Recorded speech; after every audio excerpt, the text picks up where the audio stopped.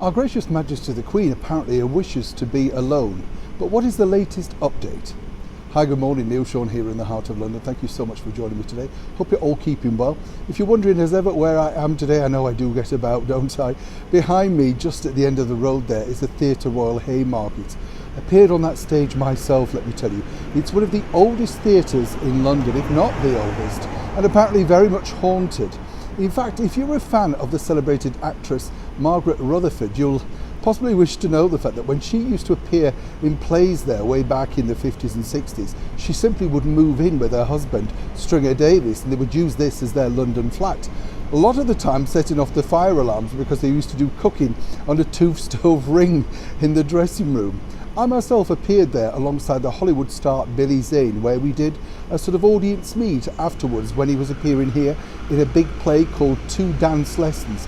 Incredible performer, lovely man, and of course his co-star at the time, who I was also lucky enough to meet, was the very beautiful Claire Bloom. But back as ever to your breaking roll story of the day.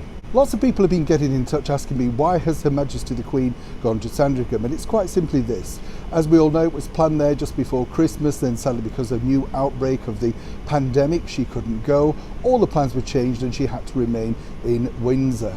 The plan really was at that point that Her Majesty would take time out, greet some of her family that she hadn't seen for a long time, and really take that time to reflect and mourn. Let's not forget, of course, Her Majesty bounced straight back into it, as it were, after the sad demise of His Royal Highness the Duke of Edinburgh. And a lot of people were saying, she seemingly came back too quickly. I, for one, felt the same. I think she was trying to busy herself, that sort of thing. What we now know is, and we can tell you, of course, here on the show, is that she's just taking time out, taking time to reflect. And I think this happens a lot with people who have been together a very long time. Let's not forget, they were married an incredibly long time. And I think for Her Majesty the Queen, particularly on this poignant year in which we're celebrating the Platinum Jubilee, there are two reasons also why she wishes to be, shall we say, semi-alone. One of them, of course, is this year, on February the 6th, is her accession to the throne. And that always comes with a tinge of sadness because that is, of course, the day that she lost her beloved father, King George. They were incredibly close. I was looking into the history books about this as well, and I'm not quite sure, on that fateful trip that she took alongside, of course, her husband, Prince Philip, at that point, whether she knew just how ill her father was as he went off to see her at the airport in those now really infamous Pathy News pictures. But for Her Majesty the Queen, let me tell you, yes, she is a very stoic woman, a very, very great believer in her Christian faith, obviously, and that is seeing her through.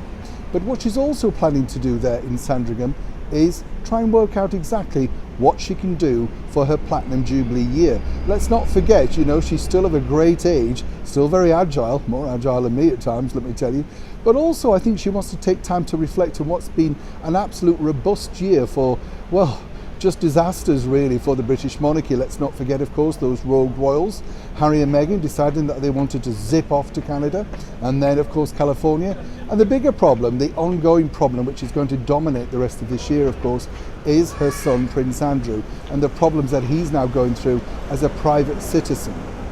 I'm told by a very good source that the Queen is in very, very good spirits and in a very good place, but simply wants to take the time out to sort of reflect on what's gone on.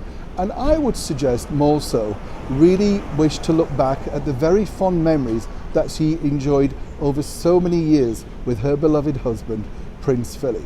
And for that, of course, that's why she's not visibly seen. We have seen her just a couple of times now, being driven around the estate, getting some air, basically just up and about. She's one of these people that doesn't like to be trapped in for long. But as I say, I think for Her Majesty, it's going to be a really difficult year. And more so, as I say, when you think about what's going on within the inner workings of the British monarchy. Moving forward, of course, Her Majesty really has to decide what she wants to attend and what she can attend and what's absolutely, viable. Because again, we're going to see more and more of these pandemic waves coming through without warning.